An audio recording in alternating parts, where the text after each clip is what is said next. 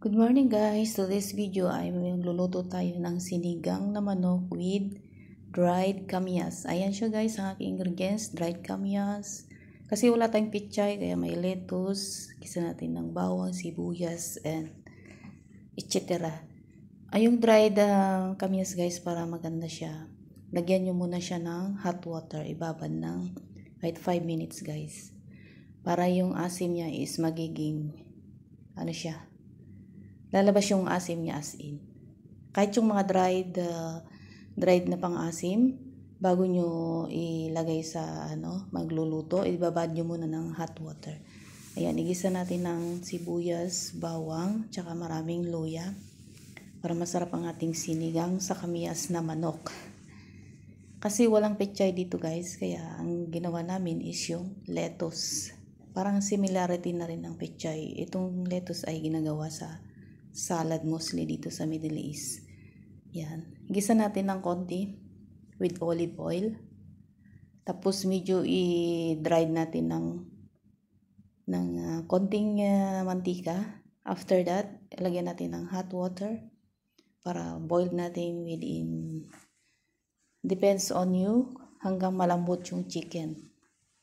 Yan. Pag malambot na siya guys, doon natin ilagay yung, after boiling, ilagay na natin yung dried kamyas, mga sili, tapos yung magic cubes. Yan. Tapos wait natin until smooth na yung chicken. After smooth na siya guys, pag natimpla na lahat na may cubes, asin or ilagay na natin yung lettuce. Para similarity ito guys ng parang pechay. Masarap din siya. Ayan siya oh. Mostly sa Middle East, yung lettuce na ito ay for salad. Pero dito walang pechay, kaya pwede rin nilagay sa sinigang guys. Niluluto namin talaga yan. Yan oh, tingnan nyo yung sabaw niya, masarap. Dried kamyas sinigang na sa manok. Yan. Para meron naman tayong panghigop sa sabaw. Ayan na siya guys. Oh, di ba? Hanggang sarap. Oh, kain na tayo.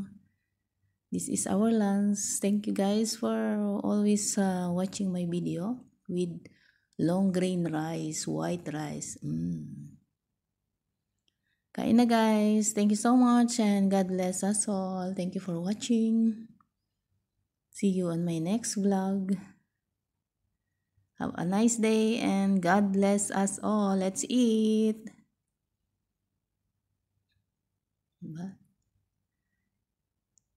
God bless.